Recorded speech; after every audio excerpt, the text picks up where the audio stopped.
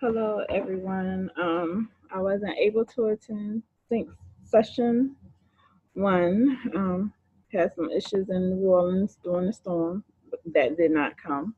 But anyways, I am presenting my Sync session one assignment.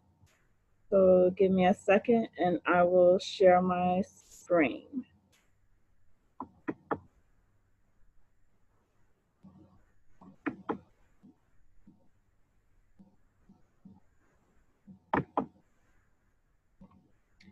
Okay, for Sync session one. Um, we were talking about the four phases of certification and accreditation life cycle. Basically, this is something that mainly that the federal government uses to make sure that their systems are meeting their requirements as far as being secure from vulnerabilities and breaches that may happen, especially with the government. You can't afford to have any type of breaches simply because of what each agency may deal with. So the first phase is the initiation phase, and in this phase, the system owner and the ISO will acknowledge that the CNA is required, and they put together a team to carry out the task to complete the packet for the system, like your SSP and getting ATO'd and things like that. The system owner must agree on the SSP and what is needed. There are three tasks in this phase: notification and resource identification, and system security plan analysis, update, and acceptance. The resources involved: supporting, or you need a supporting organization, funding, and individuals with critical skills. The support of an organization is very important. Without it, things could fall between the cracks if you don't have the support of your higher ups giving you the okay to go through with things, or even if they don't understand what's needed and they tell you to leave something out, that could end up being a problem with your system. Also, you need funding. You may need tools, whatever tools you need to scan for vulnerabilities, license agreements, and those type of things are needed. The physical systems itself, you may need funding for repairs, replacing hard drives, what may be. Without the proper funding, CNA cannot be completed or may be put on hold. Another key part is staff members. You have to have staff members that are skilled in the area and know what they're doing. You can't afford to have somebody that doesn't really know what they're doing, because then you may end up having controls that may be missed that are needed, or even having controls that you don't need. So it's really important to have those people in place that understand and know what they are doing.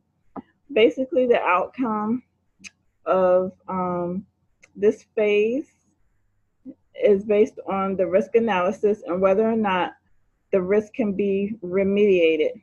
Risks that cannot be remediated can be added to a plan of action milestones, and that's called a POAM. Once the SSP has been reviewed and risks deemed acceptable, you can move to the certification phase. The importance of this is because the planning phase is key. This is where you get your key people in place, the funding that you need, and also approvals that you need. The certification phase, independent auditors will review preliminary CNA packages to verify the proper controls have been selected, based on the NIST 853. Two tasks in this phase is security control assessment and security certification documentation. Resources, again, your skill employees to make sure that the correct security controls were selected, and the staff needs to also make sure that the controls are being implemented. The outcome, once the auditors have finished their audit, the package will be put together to include the results of the evaluation. Recommendation will also be made to the CNA about the certification worthiness of the system. This phase is important because the package is needed to be reviewed to make sure security factors are covered, or basically your security controls. The accreditation phase, the CNA reviews the completed package to make sure that all required information is there so that they can make their accreditation decision. There are two parts to this phase. Which are security accreditation decision and security accreditation documentation. It would be decided if the tasks left after the security controls have been selected are acceptable. Funding, I feel, is a resource and skilled employees for this month. The outcome, once it has been decided that risks are acceptable, and accredited decision letter is drafted, and the letter is called an ATO. This phase is important because this is when the ATO is granted that makes the system accredited. Continuous monitoring phase, which is the last phase, and this phase continues to monitor the systems to make sure no new threats or vulnerabilities happen, intrusion detection tools are used to monitor the system for attacks or possible attacks. The ISO is responsible for continuous monitoring. There are 3 tasks in this phase: configuration management and control, security control monitoring, and status reporting and documentation. Systems will constantly be updated and changes will be documented. The changes are then analyzed and the impact of security is determined. Selected controls are being monitored to make sure there are no potential security risks.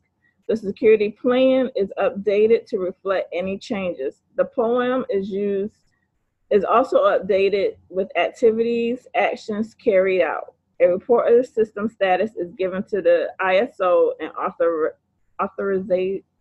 authorizing official. Resources, skilled people that are in place to keep up the monitoring of the systems. The outcome, this is that the system will be protected from vulnerabilities and is up to date. The overall importance of this phase is basically making sure that your system is not attacked, breached, or has any vulnerabilities. Just basically keeping up, making sure that controls are continued to be met, and if anything is new in place, it's documented and put in also. That's the end of my presentation. Thank you.